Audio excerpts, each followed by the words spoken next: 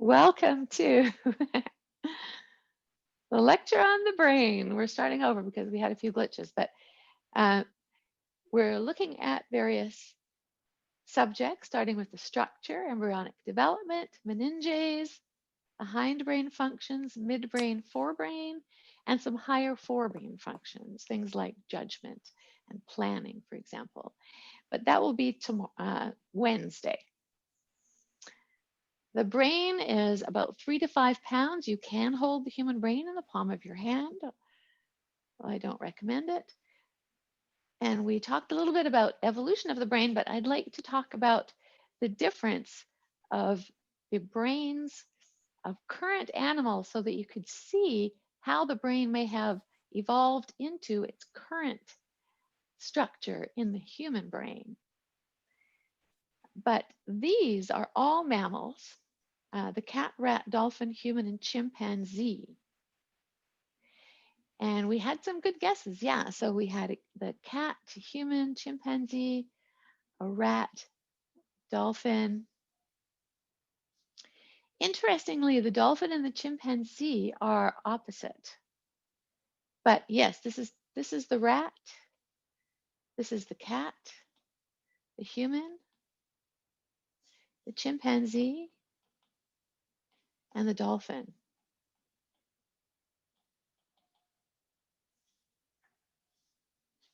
So all of these animals are intelligent animals. Like rats are amazingly intelligent. Well, when we disappear, rats will continue, not just because they're intelligent, but they're very highly adapted to their environments. So a rat, for example, can get anywhere practically. It can collapse its lungs and fit its body anywhere that its skull can fit. So rats can inhabit many parts of the world and get into many places. And one thing I'd like to note in particular is the size of the cerebrum. So for the rat and for all of us, this is the cerebrum, the human cerebrum. That's the part that contains the lobes, the cerebrum. And this is the cerebellum here. You can't see it that well on the human. There and there.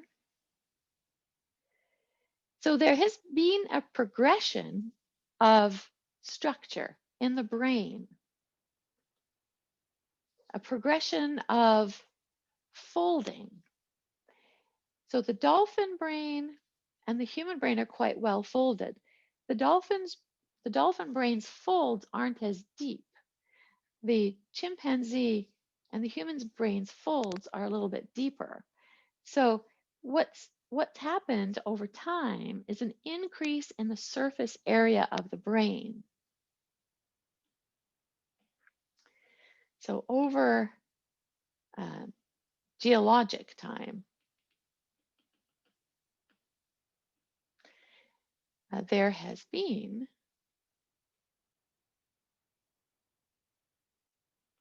an increase in brain surface area. And that is due to folding of the cerebrum and the cerebellum.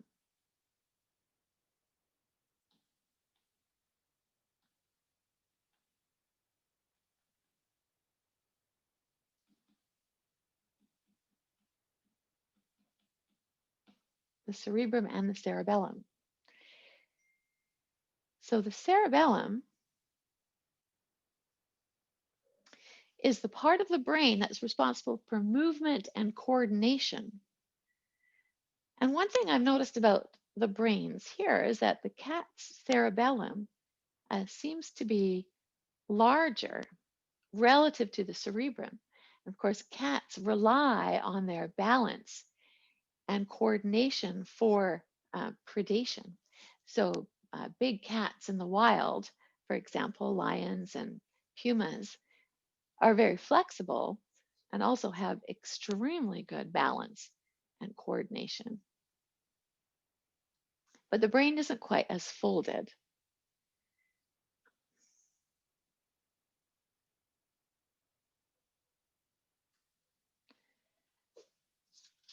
The cerebrum, oh, I should say that folding makes the human and other primates, but particularly the human's brain, more complex.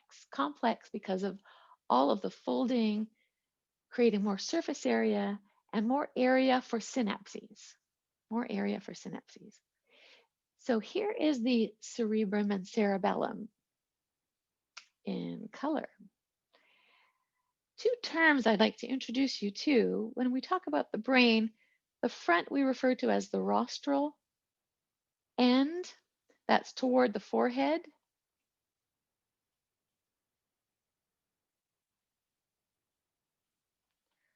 Or nose, rostrum refers to nose. Caudal is the back end, so that's toward the spinal cord. So that's the terminology for direction, toward the spinal cord. There are several different lobes: the frontal lobe, the parietal lobe, occipital lobe, temporal lobe, and inside there's a more recently discovered lobe called the insula, and the cerebellum, which is separate from the cerebrum. The brain leads to the brain stem, and the brain stem is continuous with the spinal cord.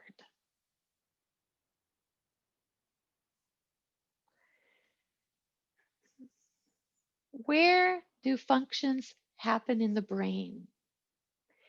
Well, the frontal lobe is responsible for, you could call it, I guess, higher thinking. So things like problem solving, reasoning, judgment. Also, emotions and personality tend to be formed with synapses in the frontal lobe. It is also the home of the motor cortex. The motor cortex. The parietal lobe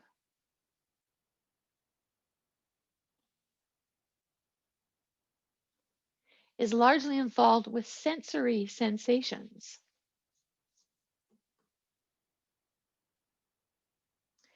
So the association areas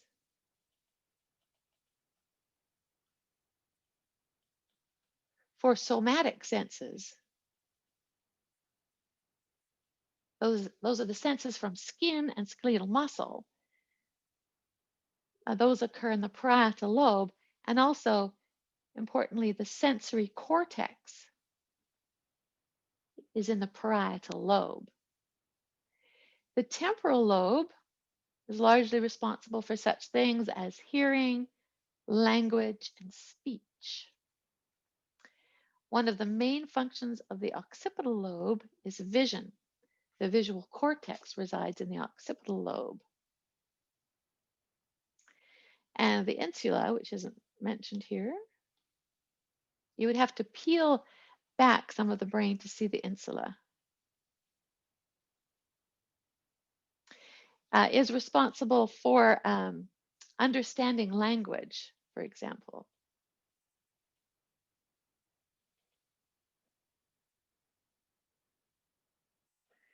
So I have a mnemonic for you to remember those parts of the brain.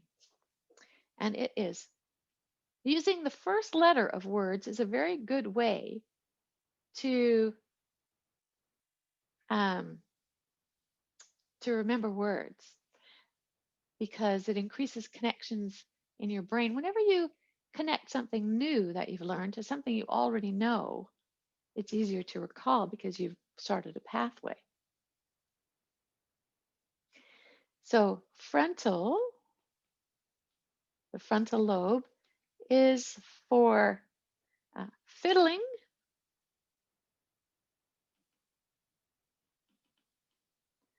and foresight. So fiddling, moving around, that's your motor cortex, and foresight for things like reasoning and planning, higher functions, frontal. Temporal is for tunes. So that is the hearing center of the brain. Temporal is for tunes. Tunes. Parietal is for pressure.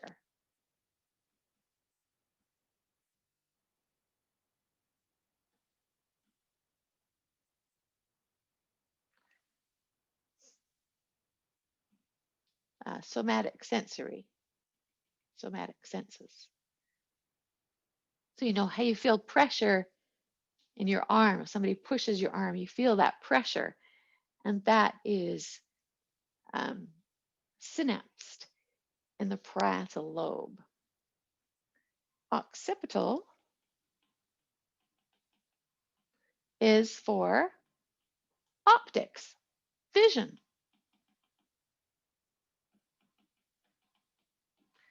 And insula is for insults.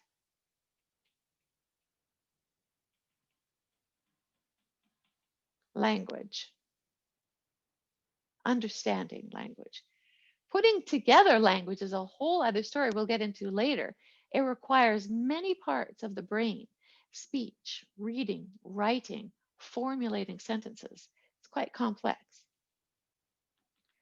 So the insula has some function in understanding language.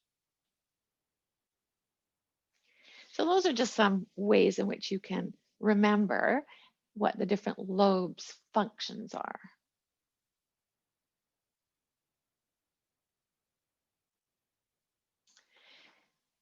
So here I would like to point out a feature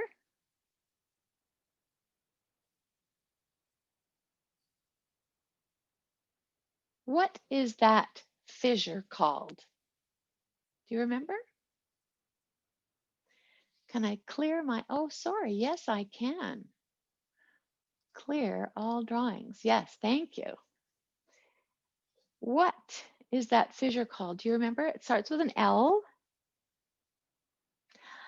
The corpus callosum is a good guess. It is what connects the two hemispheres. The fissure is longitudinal. So those are actually important to separate. So it is a longitudinal fissure.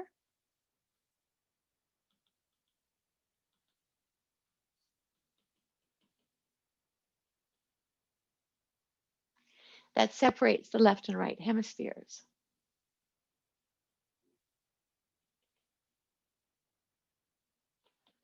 Left and right cerebral hemispheres.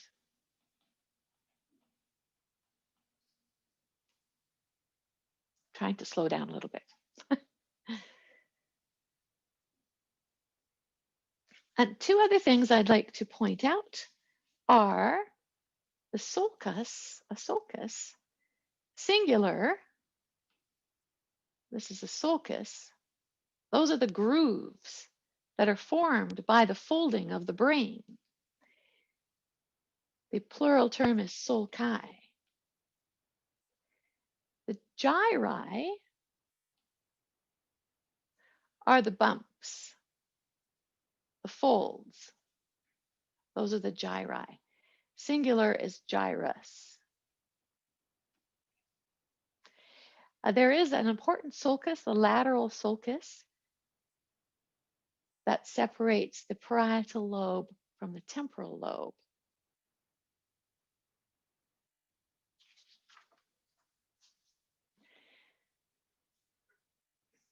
So this is a superior view of the brain. This is a sagittal view of the brain. And now I'd like to show you an inferior view of the brain.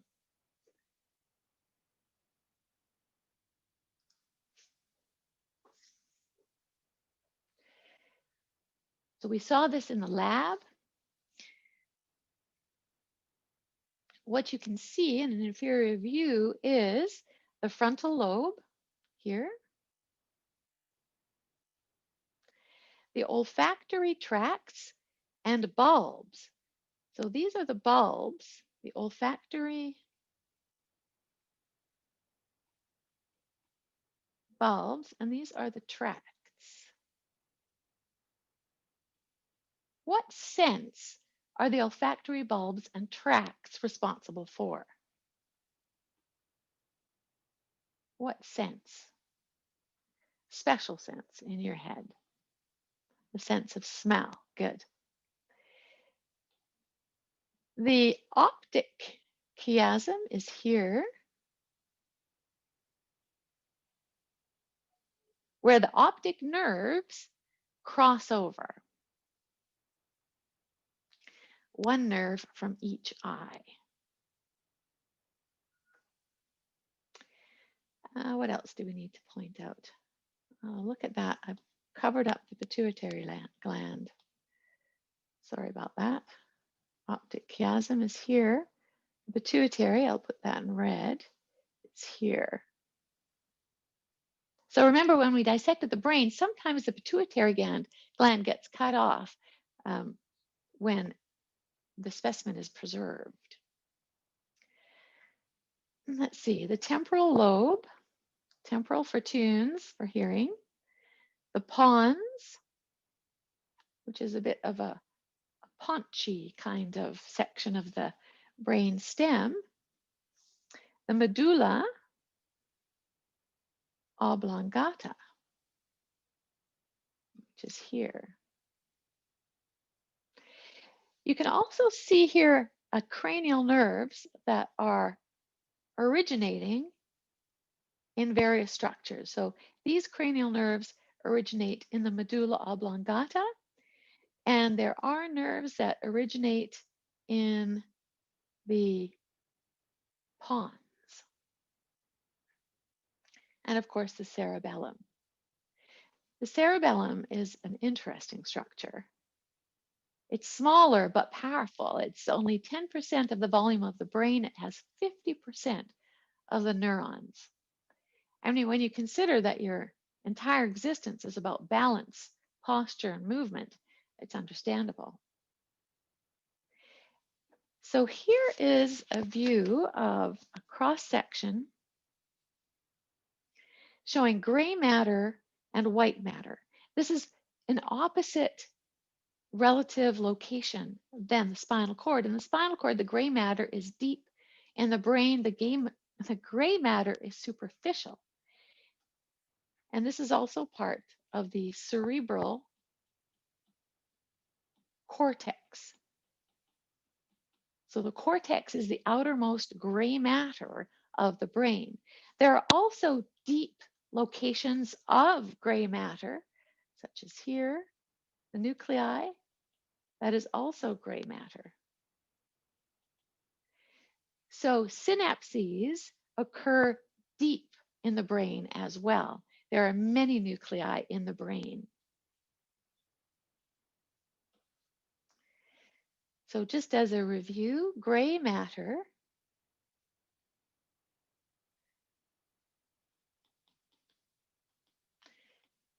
consists of neuron cell bodies, dendrites, and it's the location of synapses. It forms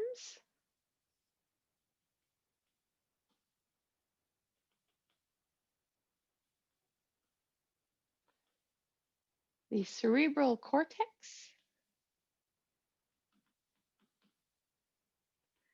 the outer layer of the cerebrum,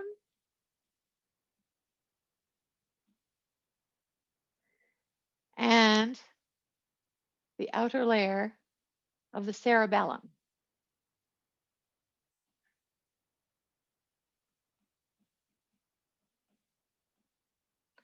There are also nuclei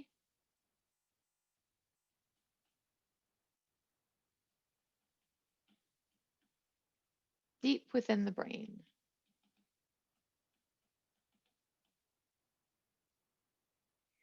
White matter, on the other hand,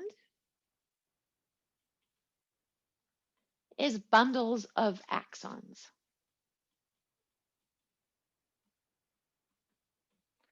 And these axons are in tracts. We've already seen ascending and descending tracts in the spinal cord.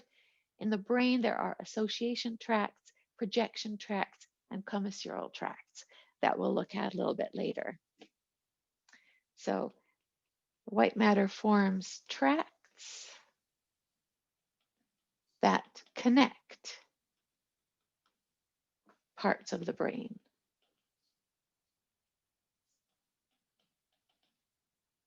Connect parts of the brain. So embryonic development of the brain is quite interesting. And I did find a nice short video of embryonic development that I'll give to you to watch at your leisure.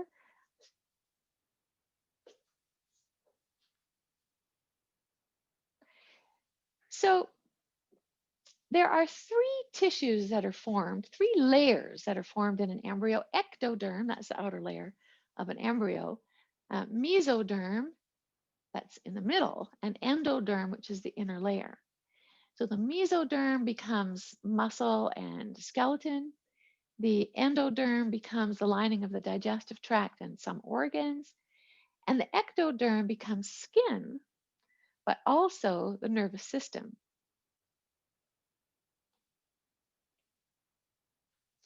So the nervous system, and it has many parts, develops from ectoderm, embryonic tissue.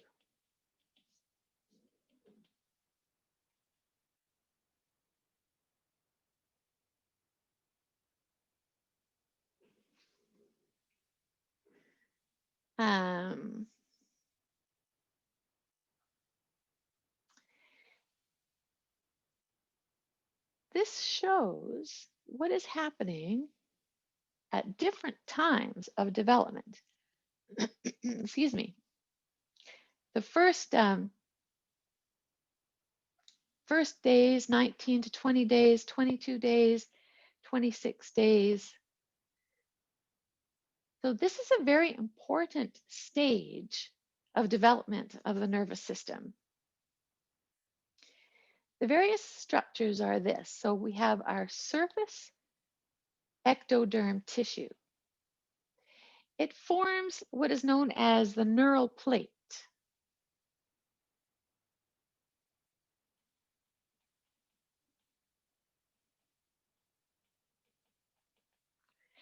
So at this stage, the cells are beginning to differentiate a little bit. They're becoming not just plain old ordinary ectoderm, but they're becoming the neural plate. So they're slightly different. The neural plate with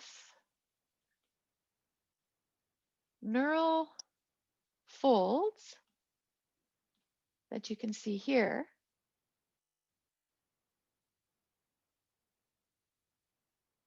on each side, and the neural folds give rise to all neurons and glial cells except neuroglia. So the neural folds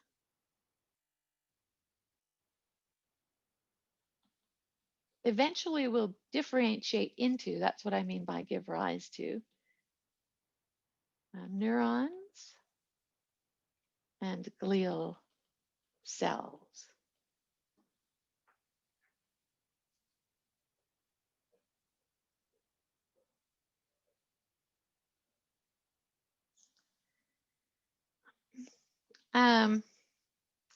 The neural tube is formed when the neural crest folds over and joins.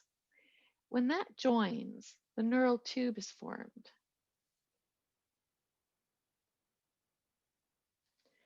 And the lumen of the neural tube develops into the central canal of the spinal cord.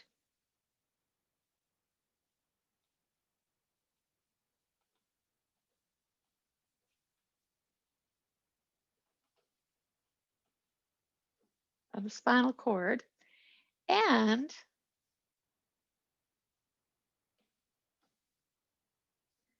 ventricles of the brain. So something you might not have known is that your brain is somewhat hollow. You have ventricles, those are chambers, they hold cerebral spinal fluid.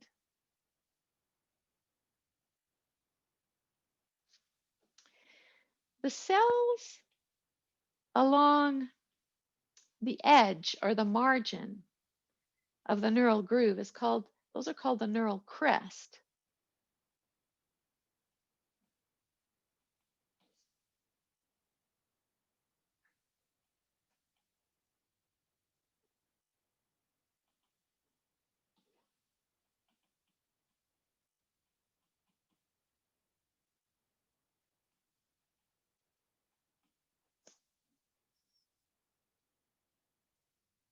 They develop into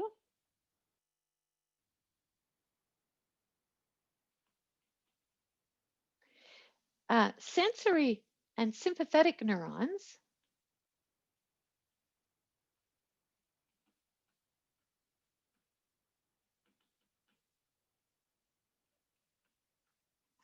and Schwann cells.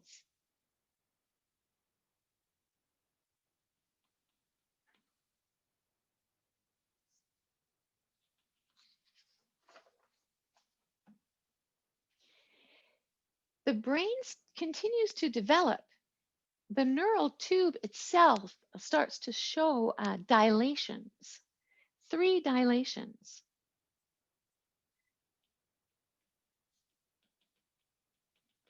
And I think this video will be good for you to look at so that you can see it happening in action. So there's 3 dilations of the neural tube.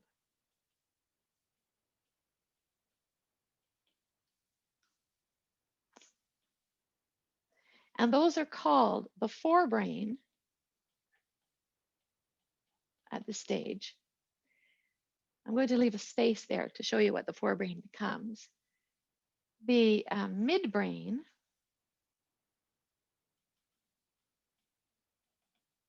and the hindbrain.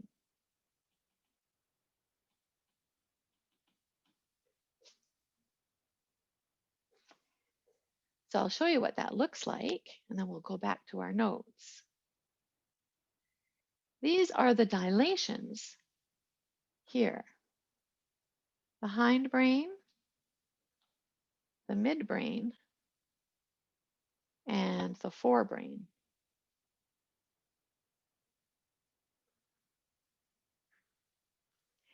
They have some different names.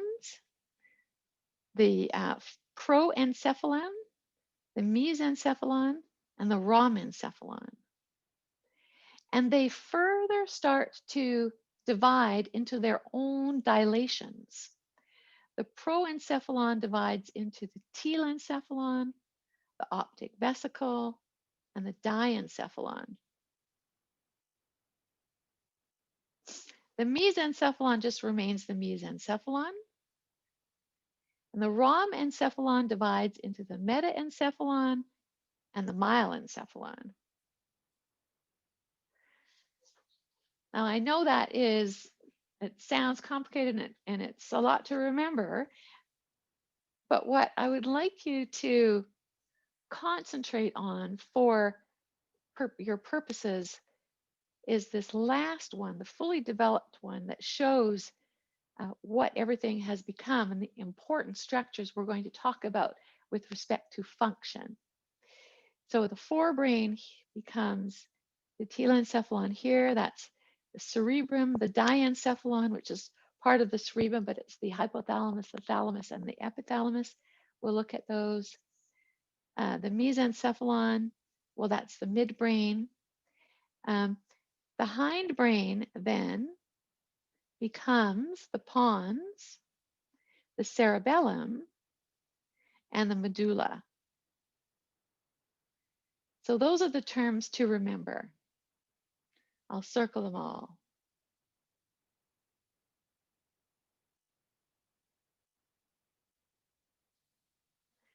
The metencephalon, well, that's sort of an in-between name. And the myelencephalon is the medulla oblongata. We'll just call it that. So these secondary vesicles, they happen in the 5th week. So secondary vesicles or dilations.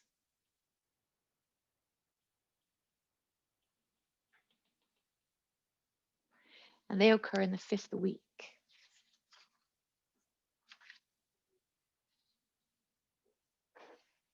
So my question to you is, are there times in the development of the brain that are particularly important?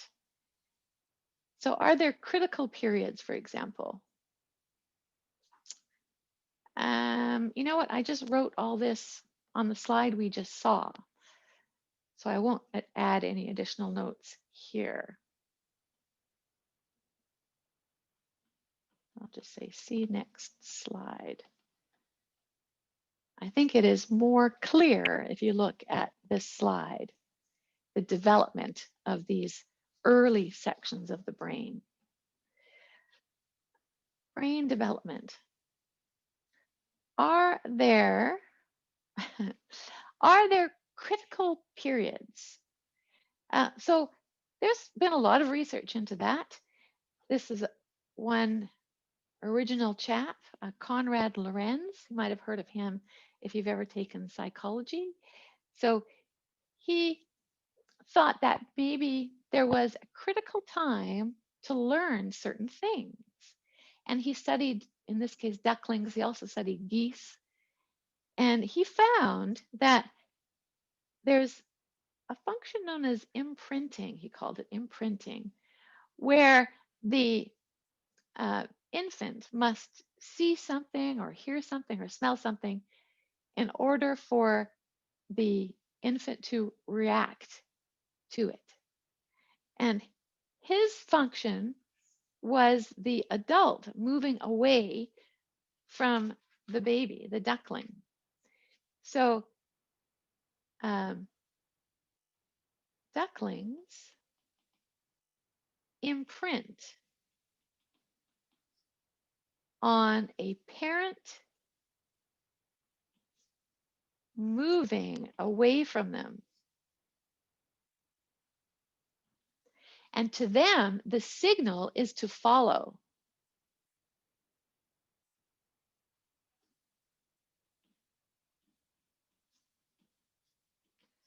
The signal is to follow that parent. It doesn't matter if the thing moving away is a duck. In the case of Konrad Lorenz, he just imprinted himself on the ducklings' brains, and then the ducklings followed him.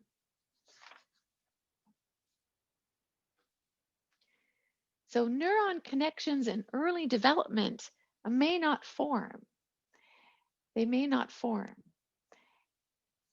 So it's very important. So at birth, this shows just a small section of the brain, somas and dendrites. And at 1 month of infancy, how many connections are formed? 3 months, 15 months, 24 months. That's all in the same section of the brain. So these connections are very important to make early on. In particular, with brain development, an environment is important. The environment is important. Enriched environments lead to more synapses. Enriched, by which I mean more going on, more reading, more music, more talking, more movement. Yeah, and our brain evolved under pressure of natural selection to have some basic abilities that we have. Vision, for example, learning a language, a categorization. You know, this plant is poisonous, this plant is not poisonous, for example. Number sense, how many children are here? A sense of time, even deception and social relations. So our brains evolved over the period of, well, a very long time, but in the structure and function that it is now, probably just in the last 1.5 million years or so. And so early childhood experiences are very important for those functions, but also our brains didn't evolve to manifest modern things such as writing, algebra, astronomical understanding, breeding of animals. Those are things that we can learn. We learn those better if we have experienced an enriched environment, um, not only when growing up as an infant, but also later in life. It's always good to have an enriched environment.